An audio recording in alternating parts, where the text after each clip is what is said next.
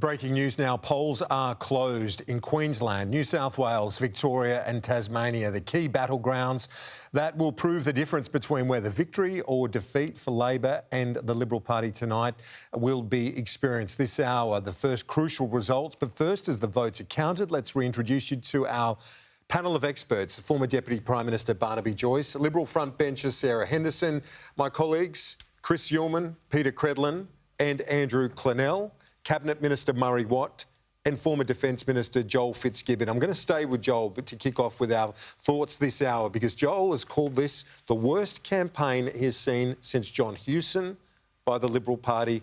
Tell our viewers why you believe that.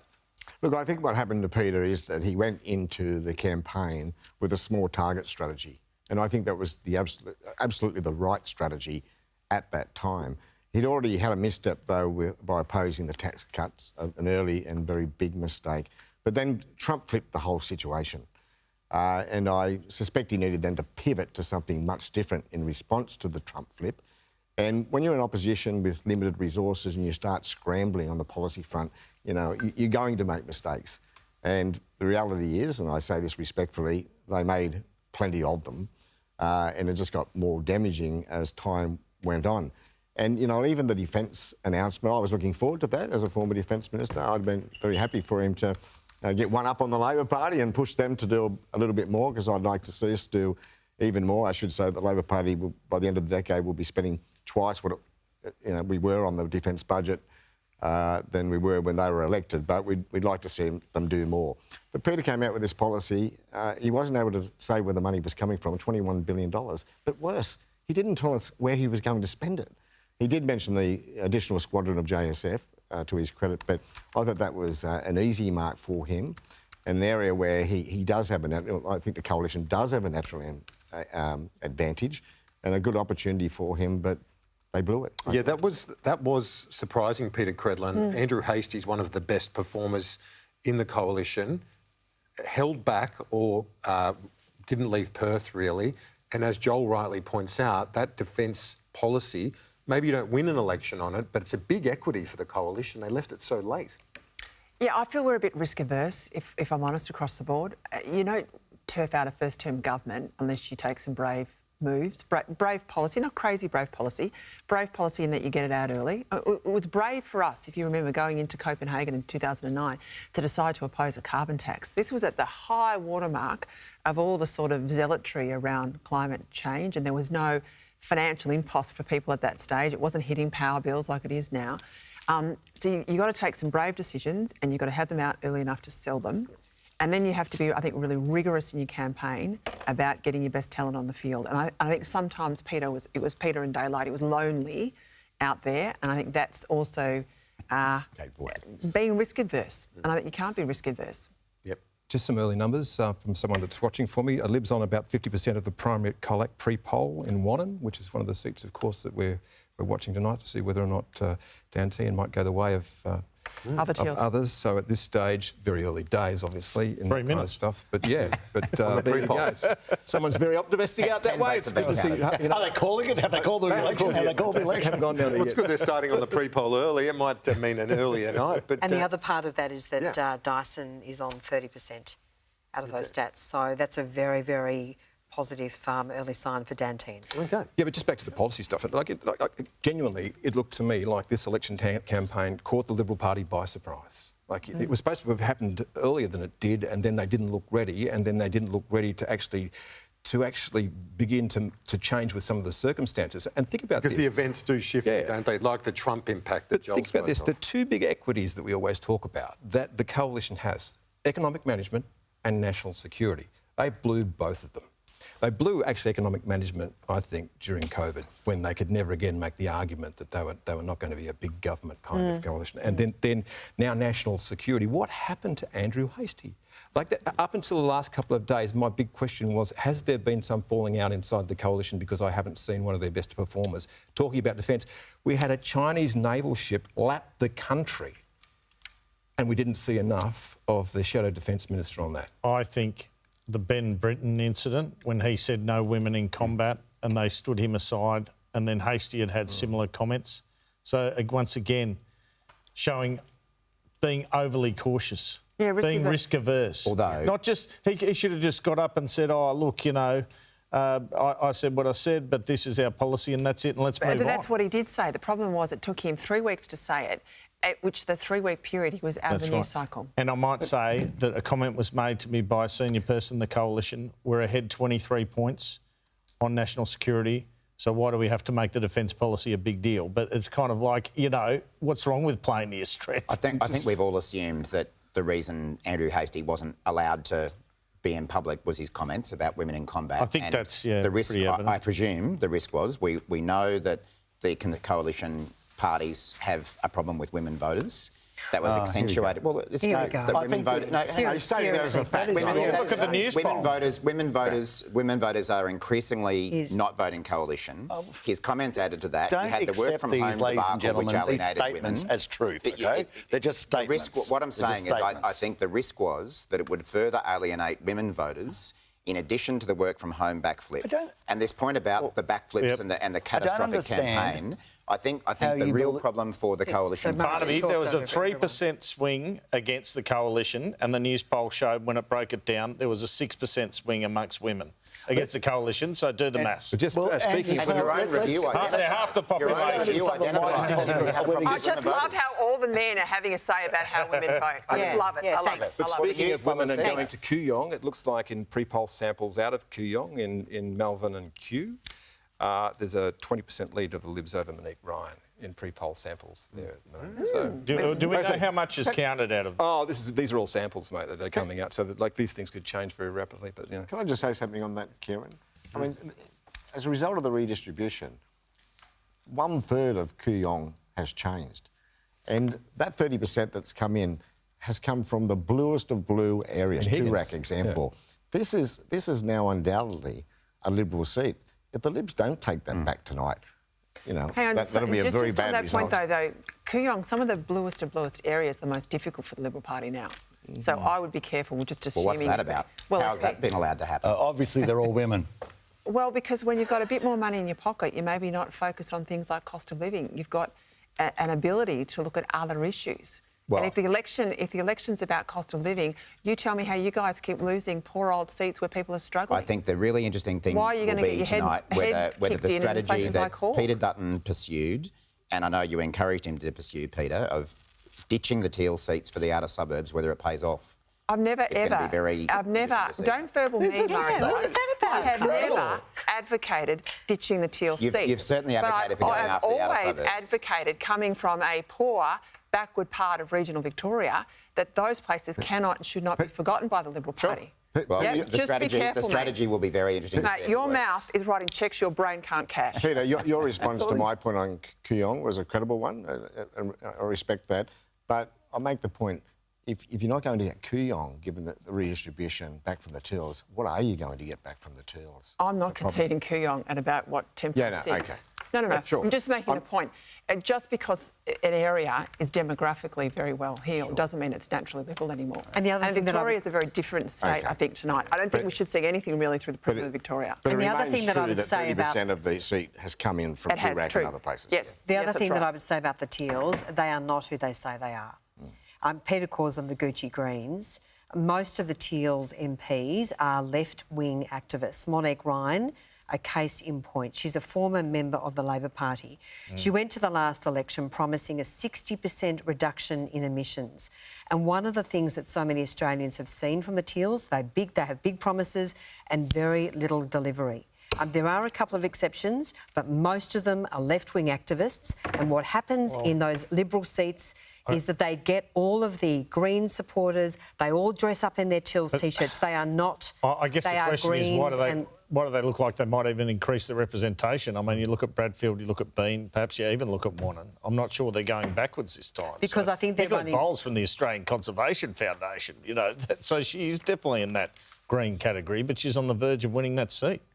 Well, I think one of the things, and I look at Goldstein, I look at Kooyong, particularly in Victoria, A lot of voters have now had a very close look at those members of parliament, and they are not who they say they are. Do you They are believe you'll be winning those two tonight? No, I'm not making any prediction at this early stage. Certainly the early indications in Kooyong are positive. We've fought very, very hard. Tim Wilson has fought a really, really strong ground game in Goldstein, but he's got a big mountain to climb. But all I'm saying is that these teals are the Gucci greens, as Peter Sarah, says. thank you. I appreciate it. I want to go live to the campaign headquarters. People standing by Murray and Paul Murray and Sharri Markson are at Peter Dutton's function in Brisbane. Trudy McIntosh and Laura Jay's at the Labor HQ for us. Paul, Sharri, first to you as we await the results. What are your reflections on the campaign that the Liberals, the coalition, ran? Well, Kieran, we can tell you from Liberal headquarters here, my high-level sources tell me that Liberals' internal modelling in the final position had them picking up between 64 to 66 seats, and they're predicting that Labor will win between 70 and 75. So that was their final model. This is what the Liberals are expecting tonight, Paul. Liberals to pick up between 64 and 66 seats. Now, Dutton will obviously be hoping to get in the high 60s, potentially even 70. That will be a very difficult ask. But their second task of the night is to drag Labor down into deep minority. If they can do that, then Dutton would be likely to continue on as leader. And then it poses a question whether Albanese himself would face a challenge if he's in that level of low minority. So it just depends on the scale. If Albanese can hold on to majority government, he is safe, presumably, at least for a couple of years before the likes of Tony Burke and Jim Chalmers and others come knocking. But, you know, we have to be realistic about this. There's been a lot of criticism from the panel tonight about the campaign the Liberals ran. Sure, there have been a lot of mistakes. But the reality is, expecting Peter Dutton and the coalition to pick up 21 seats after just one term in opposition is virtually unprecedented in a century. They would need to have run a perfect campaign, 21 seats. It's a massive ask. If they can get into the double digits, that would be a good story for them, and their targets obviously are in the outer suburban seats where the cost of living pressures have been the most, Paul. Yeah, look, a couple of points. You know, we'll let everyone else talk about the campaign, and I agree with all of the obvious statements that are made, that it's very difficult to say which is the day, which is the week where they outperformed. But, of course, the inverse perhaps could have been said maybe in 22 about who was having the better first week. Again, the results sometimes can be a little bit baked in. The margins are what we're going to all learn together. A couple of things behind the scenes that I want to talk about here. I think that it's pretty fair to slice and dice the electoral roll. And I was studying this today. If you slice and dice the electoral roll, we already know there are more female voters than male. Out of respect for my wonderful colleague Peter Credlin, I am not going to get into that territory at all, suggesting that there is a certain way certain people vote. But there is one thing that you can overlay in every single poll, and it is the difference between people under the age of 50 and people over the age of 50. Now, for the Labor Party, all or very many of their seats that are potential losses here, a lot of those seats have more voters over the age of 50 than under. In terms of the Liberal ones, basically, again, all of their marginals, or bar two, I think, end up having older voters, so 50 plus. That is going to be part of what I'm looking forward to seeing here. In terms of the next hour, if the Labor vote goes up in Lyons, then one of those little paths and one of the bricks in the very narrow path is taken away. Also, if the Labor vote is up in Bennelong, that's important tonight because in none of the key seats we're talking about tonight did more than half of people who voted in this election vote before today. In fact, it's places like Cowper and Patterson in the peri-urban or regional areas where the number even then doesn't crack 40%. So those early booths, those early moments, it's not going to be like the Queensland election where it looks like this for 2 hours, we all do that form of analysis and then we wait for the big booths to come in. The reality is the biggest booths in the seats that matter, and this is going off the data from the AEC, not the spin from a party, it is that more than half voted today. Paul, Sharri, thank you. Let's go live to Trudy and Laura at Labor HQ. Anthony Albanese, And Labor have chosen the same Sydney venue from their 2022 election night victory. Yeah, and they are relaxed, I've got to say. The best case scenario for Labor looks like it might just play out tonight, and that is what Labor insiders are telling us. Essentially, look at the Redbridge polling. The Redbridge polling, the final track polling, tells Labor, it tells all of us that they're in line between 78, 79, even 80 seats in a best case scenario. So I would describe this atmosphere at the moment, and every Labor MP I've spoken to this afternoon, as pretty relaxed and not even quietly confident at this point. If you want to get into the micro, let's look at the seats as well. You know, 5 weeks ago, we're talking about Bennelong. If the Liberals couldn't get that, now notionally Liberal, well, it was going to be a pretty short night here. Now, Jerome Laxall has a really good chance. He needed a swing to him at this election. He needs just 80 votes to do it. He takes in now part of that North Sydney area, which used to be Teal's, Kylie Tink. He's pretty confident today. Another seat to look at is Gilmore. Labor won this by just 373 votes at the last election. You've got Andrew Constance, his fifth challenge in trying to get into politics, but Labor are more confident. Tonight, if you want to get really micro, Trudy, I'll be looking at the Kangaroo Valley booths there. Moving down to Melbourne, Kooyong Goldstein, I spoke to Tim Wilson this afternoon, and, you know, Tim is a confident guy, but I've got to say, I picked up that he was pretty supremely confident. The booths I'll be looking at for any early swings and any early good signs for the Liberals there will be Beaumaris North and Garden Vale there. Kooyong, I know the panel's been discussing these 30,000 votes that went from Higgins into Kooyong. They're the blue ribbon parts. We're talking Toorak, Malvern, and Armidale. You'd have to think they'd pick up a few of those. And I've got a few exotic ones for you, just to make Tom Connell's job a little bit more challenging tonight. I'm hearing late this afternoon we should keep a close eye on what happens in Whitlam.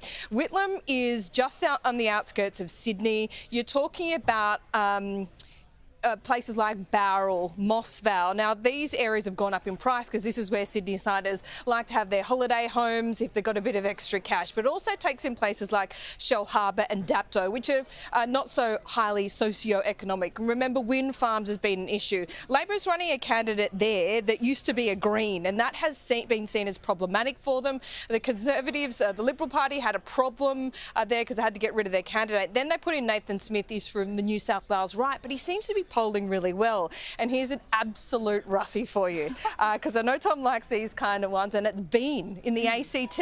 Now, Labor is a little bit worried that they could lose that. Andrew Pocock style, I should say, not Andrew Pocock, David Pocock style, to an independent there. And they even did a deal, a preference deal, I believe, with the Liberals. So they're my roughies, Trudy. But you've been on the bus. You've seen this confidence grow, haven't you? And it's on display here tonight. Yeah, I feel like I've spent my whole life on the bus at this point, Laura, and you can really detect from the very day we got on that Anthony Albanese is supremely confident about his chances. So much so, Laura, he actually came on the election campaign bus today.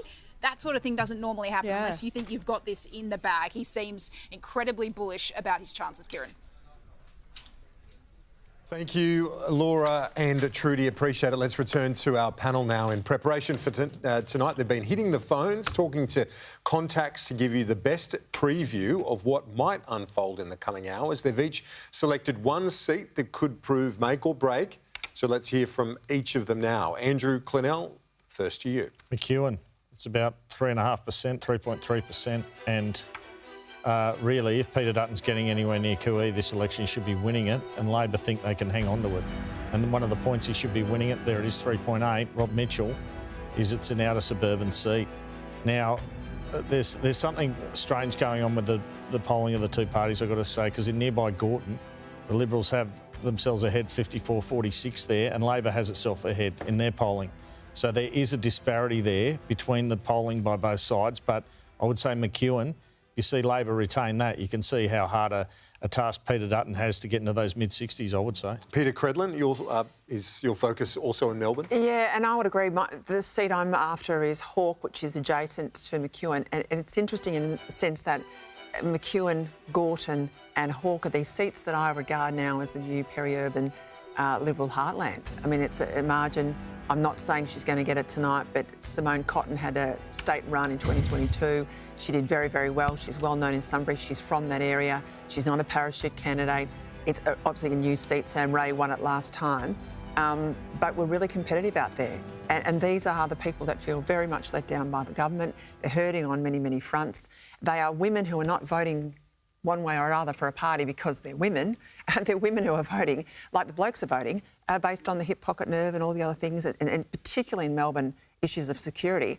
And when we can talk about campaigns, why the heck the Libs didn't plaster every bit of real estate they could with Daniel Andrews, who is still so potent as a political issue in Victoria, is beyond me. But I think that's absolutely one to watch. And this is the new Liberal heartland for the next election and beyond. Joel Fitzgibbon. Yeah, I chose Patterson, Kieran, not just because it's close to my own electorate or former electorate. I chose it because I now see it as a bellwether seat. Now, usually when we talk about bellwether, we talk about the seat that's going to decide which side takes government. But in this case, I think Patterson might be the one which demonstrates or shows the guidance on whether it's a majority Labor government or minority. In other words, if we hold Patterson, I think it'll be a majority government. If we don't hold Patterson, we might get a different outcome. And I'll just quickly recap what I was saying earlier. Redistribution went against Meryl Swanson. She's an outstanding local member and has been campaigning hard, but a lot of her Labor heartland towns went to Dan Rapopoli across the border. I predict he'll increase his margin tonight, by the way. She's had this offshore wind farm issue in Port Stephens, which has made life very tough for her. She's got the popularly elected mayor of Maitland, the biggest city in the electorate, running against her. And who knows how much primary vote he'll secure, where it comes from and where it goes after he's eliminated. So a lot of unknowns there. But if she holds, I think Labor will be in good shape. Barnaby Joyce, most national seats, pretty comfortable. There's one, Cowper, where it's a bit problematic. What are your thoughts on it? And probably a couple that are going to be tight. But Cowper's, I think it's like the Battle of Marathon 490 BC. You've got the might. You've got the might of the. I wasn't expecting that. Yeah, well, of course, I'm from the National Party. Who are the Persians? Got a problem with women. You've got the might of the Persian army, which is Simon Holmes à Court with his big dollars flowing in. And you've got the stoic Athens with Pat Conahan trying to keep them out, and it's such a combination of different dynamics. You've got superannuants in Port Macquarie. You've got more of an industrial base around Coffs Harbour. You've got a Bellingen Green, which is is becoming a very sort of vibrant green area. You've got a strong Aboriginal community that's there. You've got a strong farming community, and it's going to be interesting whether this sort of left-wing teal campaign, and that's what it is, prevails or fails against sort of grassroots National Party campaign. All the Spartans died at Thermopylae. That's your lot. Yeah, I know. Just look, I'm going to that part maybe later on. Let's just go with it. But Athens was saved, right? So Athens was saved. The citizens of Athens stood up against Darius, and let's hope that's what happens tonight. Up in Coffs Harbour. In Coffs Harbour. Sarah Henderson, a seat you know well, near Geelong. Indeed, the seat of Corangamite, very close to my heart as the former member, but we have an absolute warrior as a candidate for the Liberal Party in Corangamite. Darcy Dunstan, a former SAS soldier, tradie, and he's done very well. A really good indication on the first day of pre-poll, it is a 7.9%. So Corangamite has contracted greatly because of the growth, a couple of savage redistributions. On the first day of pre-poll, he was absolutely smashing it, and one of the Labor volunteers was overheard saying, "We are being killed, we need to get Libby here," Libby Coker, the member. And I think it's fair to say Darcy's had an outstanding campaign, run a very strong ground campaign. He's everywhere. One of the really big differences with the Labor campaign this time around, the unions have deserted Labor in Corangamite, and that's very, very clear. So I think we are going to see a swing, certainly in Corangamite. Whether Darcy can get there, it's a big mountain to climb, but he's run a fantastic campaign. Murray, what to your seat up in Brisbane, the seat of Bonner? Yeah, so Bonner's in the southeastern part of Brisbane, out towards the Bayside, Wynnum, those sorts of suburbs, and some newer developments as well. It's a bit of a roughie, and it's one that no one's really been talking much about, but I think we're a genuine chance there. Last election, we didn't really run much of a campaign at all there and still got a swing towards us. We've got an excellent candidate this time round in Cara Cook, a former Brisbane City councillor, a professional woman like many people in that electorate, mum of 3 kids. We've run a good campaign there, so I think we're a real shot at that one tonight. OK, and Chris Uhlmann, you're back in Victoria with your seat. Yeah, Bendigo is the one that I want to look at tonight because I think that will be interesting, and it's a contest that's between, obviously, Lisa Chester for the ALP, got a very big margin, like 11.2%, but up against a National Party candidate, and Andrew Lethlean, who is a local publican, born and bred in that area, classic kind of National Party candidate. And I think there could be some very big movement here. Now, whether or not that delivers the National Party candidate into that particular seat, we will wait and see. But I'll be interested to see in a lot of these seats in the outer metropolitan areas whether or not there are big swings that don't deliver necessarily to the coalition, but start to tell you of some of the discontent that's out there. Right. And crime apparently is a problem in Bendigo as well. And by the way, one last thing on that, Jacinta Allen's East Bendigo. So if there is any feeling, if there's any sentiment against the Premier there, it might be expressed in that booth. I'm going to look at Fowler just to wrap up our seat profiles. And this one goes to the seat where Christina Keneally was parachuted last election. So it was such a disaster for Labor. We know Di Lee won. Now Lee is running. She had a baby during the campaign. She's been very popular, I'm told, around the Cabramatta area.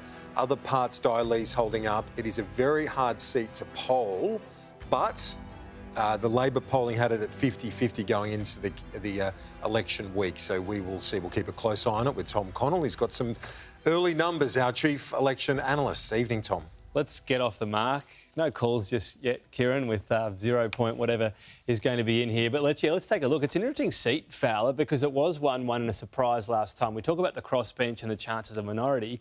If Labor win seats off the coalition or indeed off the crossbench, it increases their chances of majority. So Fowler out here in the sort of inner west, very early numbers. So we're not getting excited here.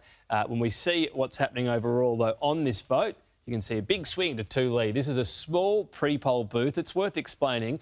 Pre-poll doesn't all just wait to get counted at the end of the night. It's just counted on size. The fact most of them have many thousands of votes mean they get counted later. This is a small one, and that means it gets counted earlier on in the night. So you can see, in fact, let's see how small it is. There you go. So 53, what's that, 80, 90, about 100 votes or so. So that's why that was so quick. But yeah, interesting to note early on that swing of 9%. Swing against Di Lee of 5, One Nation picking up a little bit. This might not be their heartland, but that's going to be something else we keep an eye on all the way through. So again, very, very early on. This is too early, not surprising. But look, a swing's better than the alternative if you're the Labor Party and trying to win that one. The other early votes I saw coming in, a very safe seat of Riverina. You can see Michael McCormack, the former Deputy Prime Minister there. We'll pop in and see what exactly is happening in that vote. As you can see, 0.1% counted, so 100 votes or so. A swing against him. So this essentially is a very, very strong booth for him because you get a swing against and still 68%. And again, that's something we'll keep looking at, a 4% swing towards One Nation. Two-party preferred, though, it's a swing towards him because of what's happening with the rest of that vote. So I don't think Michael McCormack was nervous before. I don't think he is now, but just very early votes in.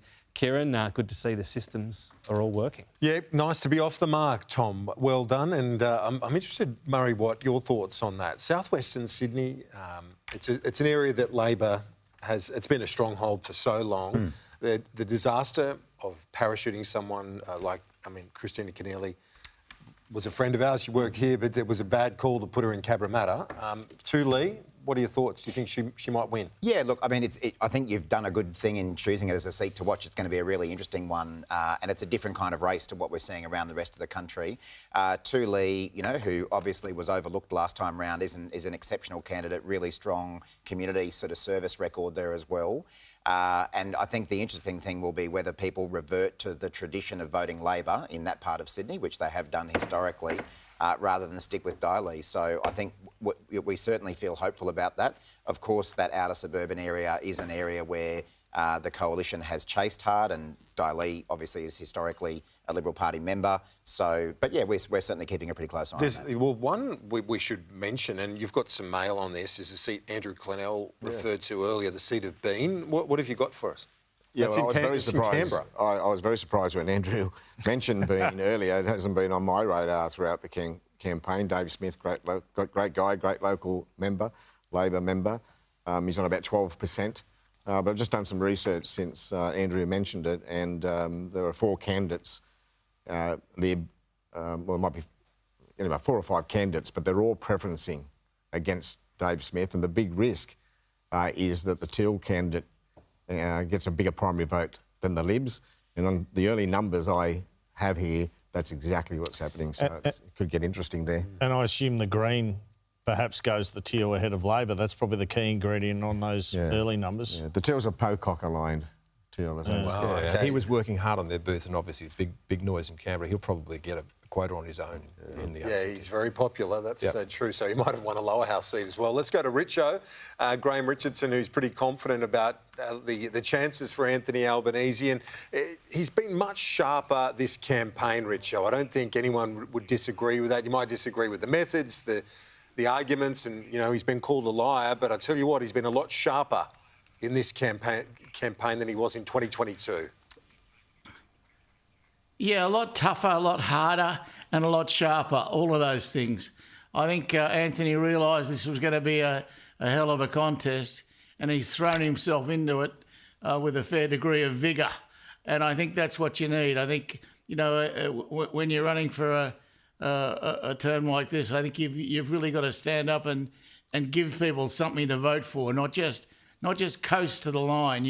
You've got to realise this is a contest. It's not a joke. And so you've got to offer something. I think Labor's done pretty well so far. Not biased talking, that's just a fact. I think Labor's had a better campaign. And so you'd have to say a better chance of getting up tonight. Richo, you've been around many campaigns and many prime ministers and the Labor Party for probably longer than you care to remember. But if Anthony Albanese wins tonight, where does it place him in your party's history, really? You look back to it's John Howard, the last time we've seen a Prime Minister serve a full term and be re-elected. But back to Hawke, isn't it? The last time a Labor Prime Minister served a full term and was re-elected. Yep, it's back a long way to Hawke. And whenever you can get yourself compared to someone like Bob Hawke, you're doing pretty well. I think Anthony would be quite chuffed with that. I certainly would be if it was me. Richo, thank you. We will talk to you soon. Let's go live to Melbourne and bring in the Greens leader, Adam Bandt. Adam Bandt, thank you for your time. You're on the defence in a couple of places, certainly around Brisbane. What's your sense? Do you think you'll hold on to those seats? And what is your view as to the prospects in the seat of Wills and in Macnamara as well in Melbourne? Yeah, hi. I've spent some time today as well as on my own booth in Melbourne, in Wills and in Macnamara. The feeling's really good. We started this morning with the Greens up in all the polls, and that was certainly the feeling that I was getting from talking to people. There's a real sense, I think, that this election campaign has been a battle of the band-aids, that there's been $100 here, $100 there, maybe it lasts for a year, maybe it comes in a year. Whereas we're facing some really big challenges in the country: housing crisis, climate crisis, cost of living crisis, and people were after a party that's tackling the big issue. And so we're certainly getting feedback from people on the polling booths that they could see that that's what we're doing this election. And up in Brisbane, of course, Peter Dutton's only potential pathway to power runs through those seats in Brisbane, and we've been really clear that keeping Brisbane green is key to keeping Peter Dutton out, and we began our campaign up there with that message. And I think as the campaign's gone on, I think people have understood that message, that we've got by voting Greens, you get the ability to keep Peter Dutton out, but also get Labor to act in what may well be a minority parliament. Adam, Andrew Plenell here, how are you? I just wanted to ask you, you're talking there about keeping Peter Dutton out being one of your main goals. I'm speaking to some Labor people today. They were pretty unhappy that you're running an open ticket in Menzies and Deakin. That doesn't sort of serve keeping Peter Dutton out, does it? What was the thinking behind that? Because one Labor source said to me today, we thought we were a red-hot go at Deakin and this could probably cost us. that seat? Oh, look, I think the Victorian parties address that. If you go to the Greens How to Vote site, greens.org.au/vote site at the moment, you'll see in our How to Votes in every seat across the country, we're preferencing Labor above the Liberals. Vote 1 Green, preference Labor above the Liberals. I think there's been a bit of the Victorian Party has said there's been a bit of a scare campaign that sought to be agitated at the last minute out there, but I'm very clear. Vote 1 Greens, put Labor above the Liberals, help keep Peter Dutton out. And if you go to our website and download a How to Vote, that's what you'll see. Well, I've got to admit, I was also sent a photo today purporting to be a Labor worker in Bennelong handing out green How to Vote cards. Is that the sort of thing that tends to go on? Look, I'm not across that. I haven't seen that photo. I don't know anything about that. But I think we've been crystal clear at this election that in what has been, I think, a battle of the band-aids, I think there is a growing sense that there hasn't been taking on the big issues. And we've gone out and offered a really positive alternative. Things like dental into Medicare, for example. Everyone thinks it's a good idea, and the only objection that had been raised to it was around, well, how do you fund it? And we've said really clearly, well, 1 in 3 big corporations pays no tax, so let's make them pay some tax, and we can do things like get dental into Medicare. So our messages, certainly the feedback that I've been getting, have been really well received. And I guess to put it another way, there's a growing sense that we can't keep voting for the same two parties and expecting a different result. And if you look at, again, the polls that were out this morning, like one that I saw said that the share of the two major party vote might well be at an historic low this election. And when you look at the calibre of the debate and the calibre of the offering of what's being offered, I think you can understand why people understand that you can't keep voting for the same two parties and expecting a different result. Adam Bandt, thank you for joining us on our coverage. Appreciate it. Let's go live to Geelong, and the Deputy Prime Minister, Richard Marles, joins us. Deputy Prime Minister, thank you for being with us. How hard was it for the campaign and your campaign to not just defeat the coalition, which you hope to do, but to defeat the bad brand that Labor has with the Allen government in Victoria at the state level? Well, nice to talk to you, Kieran. Look, I think as the election has gone on, people have understood what tier of government they're voting for, and that's actually what history tells us, that by and large Australians do understand and they can make that differentiation. I mean, obviously, earlier in the year we had the Werribee by-election at a state level, which was, we held the seat, but it was a big swing against Labor. But as we've got more into the campaign, people have understood that their fundamental choice here is between Anthony Albanese or Peter Dutton as the Prime Minister of Australia, and that is a very clear choice for Victorians. And the messages that we have sought to put forward to Victorians around greater investment in Medicare, for example, more urgent care clinics, cutting student debt and the like, all of those messages have been well received. So we actually feel there have been challenges here, of course, but as we've gone through the campaign, we feel we've done well in terms of executing what we've needed to do in relation to the campaign. And at this point, it's the kind of nervous moment where we see what the outcome of all of that is. It certainly is the nervous moment. We're going to hear from Tom Connell with some more numbers in a moment, so keep watching. But I want to ask you about the accusation that this campaign's been full of lies, it's been ugly, and making claims like the $600 billion cost of nuclear and so on, or that Peter Dutton was going to get rid of Medicare, which he wasn't. Were there just simply too many lies in this campaign?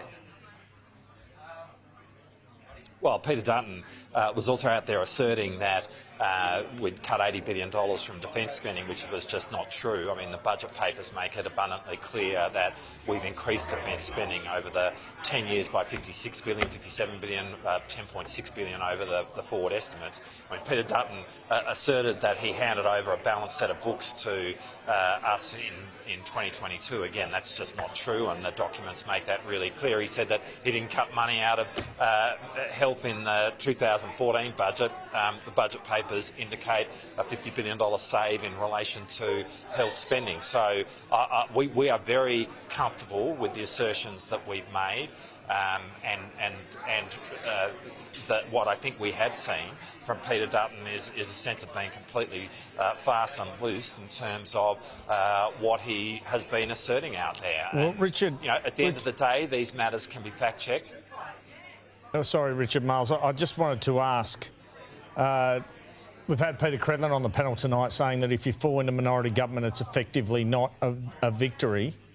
I guess that requires a loss of 2 to 3 seats. What's good enough for you tonight? Because someone in Labor said to me today, 70 is good enough to form government. Do you have the view that minority government would be a loss? Look, I mean, I don't think my view is the relevant one in relation to all of that. I mean, in a sense, that's commentary, which all of you on that panel are expert at doing, and you'll make the comments that you do in respect of whatever the result is tonight. I mean, what we are seeking to do is to win majority government. We're going to find out in the next couple of hours whether or not we've achieved that or whether there is a position to form government. I mean, all of that is going to play out. I mean, what we've really just sought to do is to run a campaign which maximises our chances to win in our own right, to form majority government.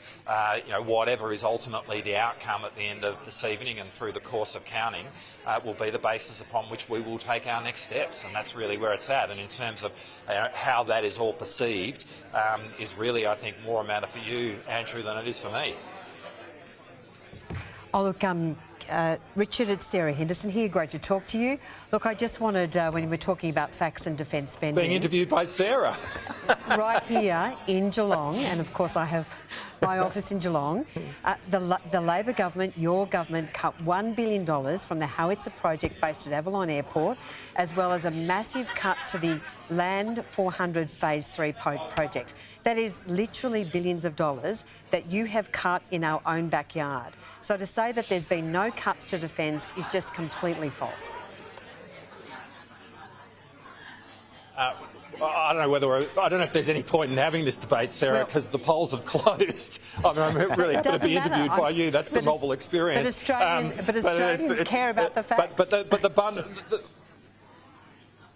Well, sure. And again, we can go back and forth. I'm not sure it's the most edifying TV. At the end of the day, the facts are there in the budget papers, which make it abundantly clear that there is an increase in defence spending. And indeed, if you look at what's happened in Geelong, there's an increase in the amount of defence money which is being spent in Geelong and has occurred in relation to that with the infantry fighting vehicle program that was awarded to Hanwha over the last 3 years. And that's there for people to see in terms of the incredible facility which is now being built out there in Avalon. But I mean, at the end of the day, we are very confident and very comfortable to stand by all the assertions that we have made during the course of this campaign.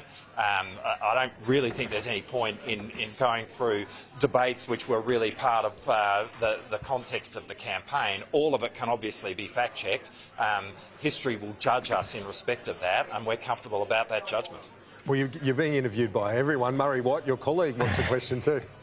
Richard, I thought you deserved a Dorothy Dixer after Sarah's Murray's going to interview me. That's a flashback to This is awesome. I've got more just like the good old days. It is Murray. My one chance to interview the Deputy I'm not Prime going to do Minister. Henderson and Miles. That's not happening. But so I missed that, Murray, and all the confusion. You go do it again. Richard, you'll be surprised to hear that the Liberals on the panel started talking about Labor lies at about 5:08 p.m. Before polls even closed. More seriously, we've all heard internally that things have shifted a little bit in our favour in Victoria over the course of the campaign.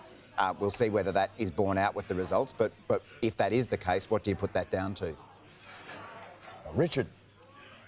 Well, okay, I think what we've seen as the campaign has gone forward over the course of the last 5 weeks is that, understandably, as people have kind of tuned into politics who might not necessarily otherwise follow it, what they're tuning into is not something to do with state politics, but this is a federal election. It's a choice between Peter Dutton and Anthony Albanese, and so in a sense, whatever feelings people have in relation to state politics naturally recede as the question that's being put upon them comes into sharper focus and they think about federal issues. And so I mean that I thought that is how it would play out. That's how we've imagined it would. I mean, we'll see ultimately in the next few hours whether that turns out to be right. But certainly in terms of the feeling that we've had in the way in which we've engaged with voters, that's what has been reflected.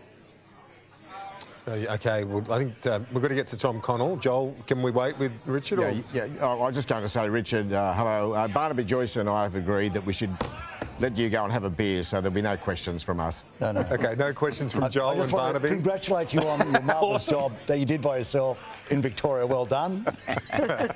OK, we'll hear from Barnaby and Joel next time. He's joining us again in an hour, I think, Richard Marles. So we'll have him. Let's go to Tom Connell. Tom, any more numbers? Yeah, some interesting numbers coming in. I want to offer this caveat before this. Pre-poll and postal are going to heavily favour, even more than normal, the coalition. So if we see independents and Labor take early leads, we're going to be really wary of that. We're not calling these, we're not even saying they're trends just yet.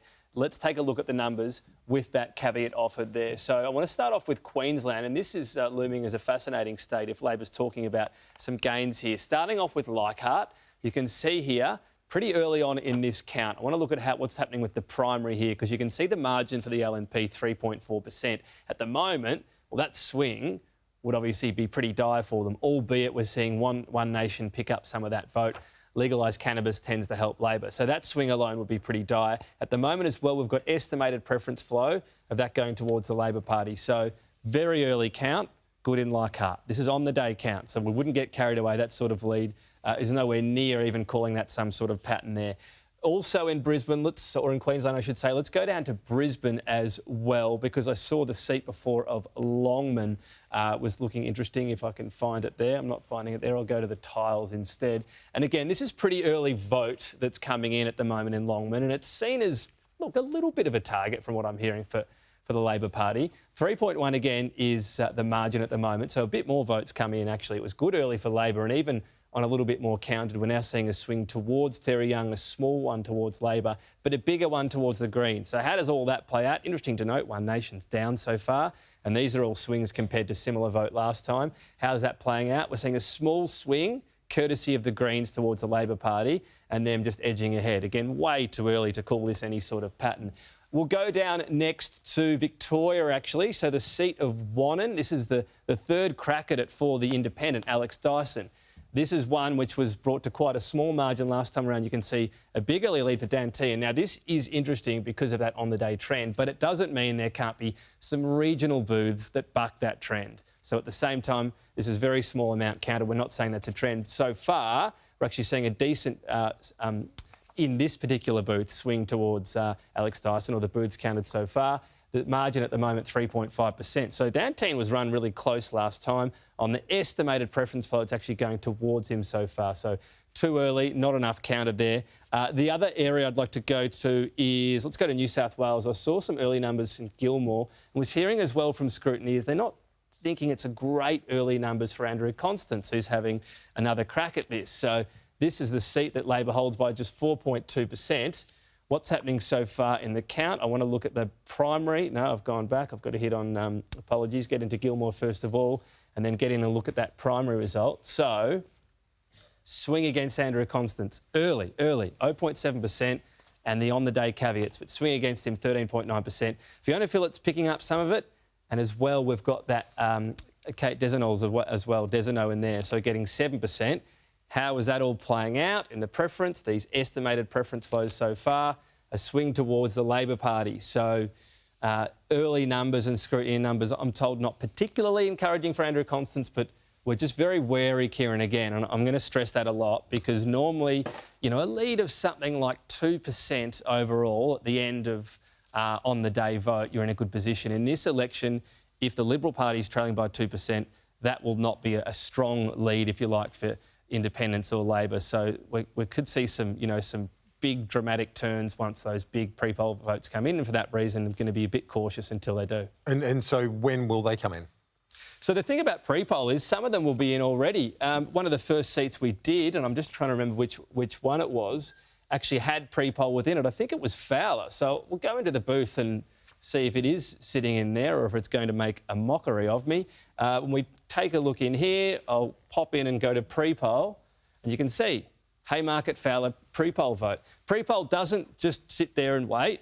Everybody votes up until the Friday, and then it sits there in the boxes the same way the other votes go into boxes on the day. So you can see, and this is page 2, there are more than 4 people. There's 111 here counting, if I can get back to that one. So the point of this pre-poll, being a bit funny on me there, 111 counted. So because that's such a small booth, that got counted really early. And as a result, you get a really early result on that pre-poll. So we saw a swing towards Tu Le on those 111 votes. What can change is the big pre-poll centres later on in the night, they can be 5, 10, even 15,000 votes. The more votes there are, the longer they are to count. So that's why those pre-poll, the bigger booths come in, but other pre-poll can come in through the night. Sometimes it gives you an indication, but you're not going to pretend there's a trend out of those 111 votes that's going to dictate the trend for a 15,000 booth later on. So that's why we want to wait and see. 1,000 pre-poll booth, that can sometimes give you a bit more of an indication, Kieran, of where pre-poll might be going, but not those sort of numbers. Tom, appreciate that. Thanks. Let's go live to Queensland. The Nationals leader, David Littleproud, joins us. David, thank you for being a part of the coverage. Will the Nationals hold all of its seats? Yeah, I'm confident we will, and I'm confident that we're going to gain Calare. I think there's hope for us in Bendigo, Lingiari, and I think that would be a huge election for us from what I've seen in our track polling. Where we were looking very good. I think the people in regional Australia have felt the Albanese government's last 3 years more acutely than anybody else, and I think that there is a mood for change, and I've been in Bendigo a lot, and I can tell you we've got a great candidate there in Andrew Lethlean, a local publican who's really tapped the vein of what's happening in Victoria, but particularly in regional Victoria. So we're going to be watching Bendigo very closely, but I think Calare, Sam Farraway is going to get home, and Lingiari, I mean, who knows, but I'm hopeful that we can get Lingiari as well. So you're satisfied with the Nationals campaign. What about the broader coalition campaign? Is there anything that you would have had Peter Dutton do differently? No, look, I'm proud of the Nationals campaign. I think it's been flawless. I think we've done and executed our strategy in a professional way that I think we're very proud of. Where we've made mistakes, you've got to understand we're a team. And it's not Peter Dutton, it's the coalition. And where there's mistakes, we've had the courage to own up to them. We haven't made excuses. We haven't said we've fallen off a stage and a vision to say you've fallen off a stage, but then say I didn't. We've been upfront and honest, and I think that's what the Australian people want, is a leader that has the courage to admit when he's got it wrong and to move on and to make sure he's listening to the Australian people. I think you can get caught up in the hyperbole of the media cycle about this looks bad. I think really there's mistakes from all sides, but when you make them, you move on and you address them, and that's what Peter's done. I think he's done it very well. David Murray-Watt here, how you going? You just mentioned Good, mate. You're proud of the fact that you're a team, you operate as a team. We've got a member of your team on our panel tonight being Barnaby Joyce. Do you think it was a mistake to muzzle Barnaby? I mean, it's the first time he's been allowed out in public for weeks now. You wouldn't let him do any media. That's not Was that a completely mistake? Oh, Murray, I mean, you were put into hibernation after that train wreck of an interview. A train wreck of an interview where Andrew Clennell towed you up. I mean, he towed you up. It was embarrassing, Murray. I mean, you started with the lies and Andrew just took you apart. You've got to let Barnaby be Barnaby. There's no way it's been hidden, Murray. Don't take the bait from him. Don't take the bait. But the reality is at least poor old... Yeah, no, not taking the bait. You're going to call him poor old Barnaby. That was a train wreck, Don't take the bait from Mr. Watt. I mean, no, I'll be interested to see if you hold on to IR, to be honest. I mean, they had to hide you after that. Albo put you in hibernation. I'm right here tonight, mate. Andrew Clennell absolutely towed you up. Right here tonight next to Andrew. Mate. I mean, that was embarrassing. David you're the worst Littleproud. performer outside Chris Bowen. You're our best advertisement, mate. So keep talking, mate. Keep talking. He asked you a question, he's giving you both barrels. Do another one. Do another one. David Littleproud, thanks. We'll talk to you a bit later. They got rid of you as ag coverage. minister. Go to WA, mate. Go to WA. He's still giving it to you. Happy to. He's going to be going for half an hour. Barnaby. Bring one more Barnaby. But that's interesting. He says you're going to lose IR. I don't know. We've got to win an election first. Look, Well, that's it. David has a very good point. That Bowen, now there's a man who is absolutely. I wanted Chris. Chris, come to New England, come to Hunter, come to Patterson. That guy is toxic in regional areas. He's a very good man, doing a very good job. Oh, he's doing a great job for us. And when you say he's doing a good job for you, is it obviously is it wind farms or what is it? The swindle factories, intermittent power precincts, renewables. They pathologically hate them, but they don't seem to get it in the Labor What Party. about the farms? Explain this to our viewers who aren't from, I love New England. It's a beautiful part of the world and, the best pubs in Armidale. But when you're in Sydney and you're hearing this, who's putting them on their farms then, if you don't want them? What happens, Kieran, is they come up to a vulnerable farmer and they offer, see, it's a sale and leaseback arrangement. So you get the wind tower on Kieran Gilbert's farm, but Kieran Gilbert is actually responsible for the dismantling and the rehabilitation of the site, which can be up to $1.6 million per tower. So you're ending up with farms with negative equity.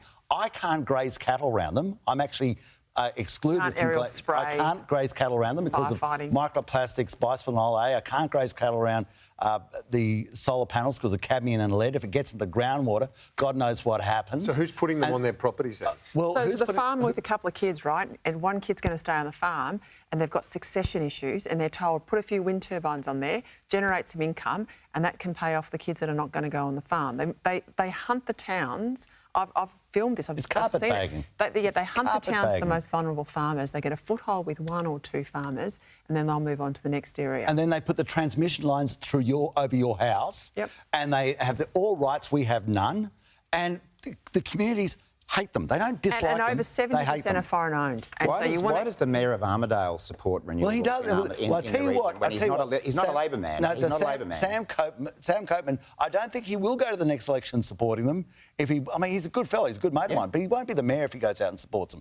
You just go around. He's been a very vocal supporter. Why doesn't Chris Bowen come up into our electorate and we can have a town hall meeting and he can meet the people like a brave politician I'm pretty sure. I'll take the red thread about Bowen is better than an AUKUS submarine because you never know where he is and he pops up very briefly and then disappears again. Chris Bowen in a focus Meryl group. Swanson does not want Chris Bowen in her election. He's been everywhere. Do you want Meryl Swanson down in Patterson? Do you want Chris Bowen to come out to Patterson? I think Chris Bowen has been to Patterson. Do you think he's an asset?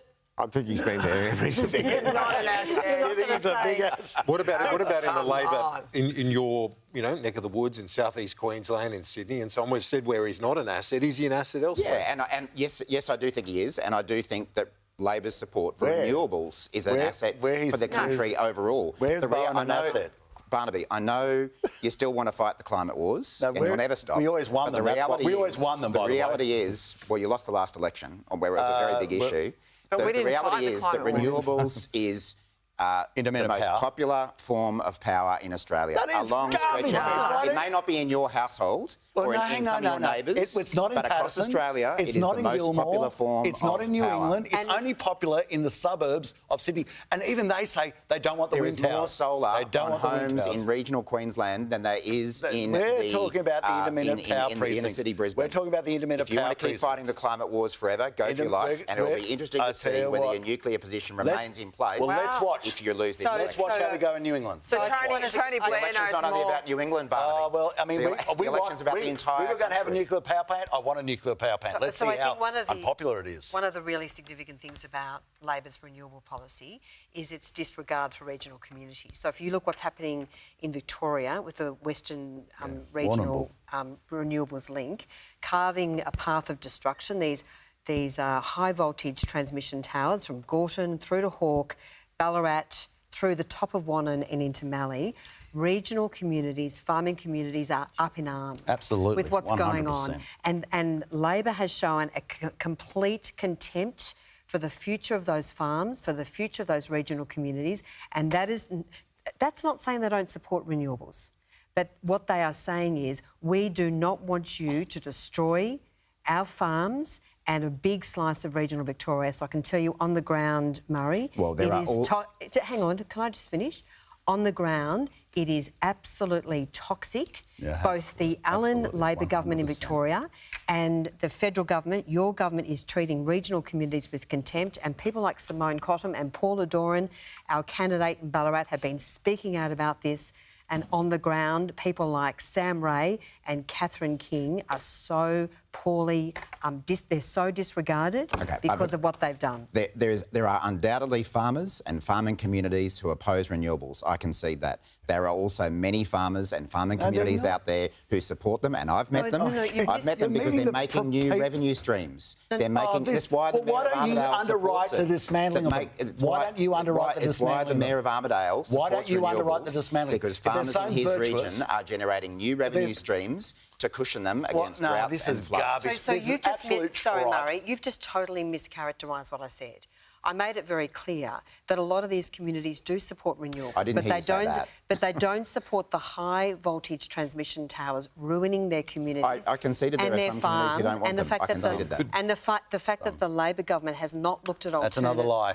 alternate transmission lines like going underground is an absolute disgrace. I'm just going to interrupt there. It's just gone 7 o'clock. Polls are closed everywhere around the nation except for WA. Counting continues, and so does our coverage. We're going to get to our campaign headquarters teams in a moment. We'll be back with this fiery debate shortly too. But Tom Connell's got some fresh numbers, Tom. Yeah,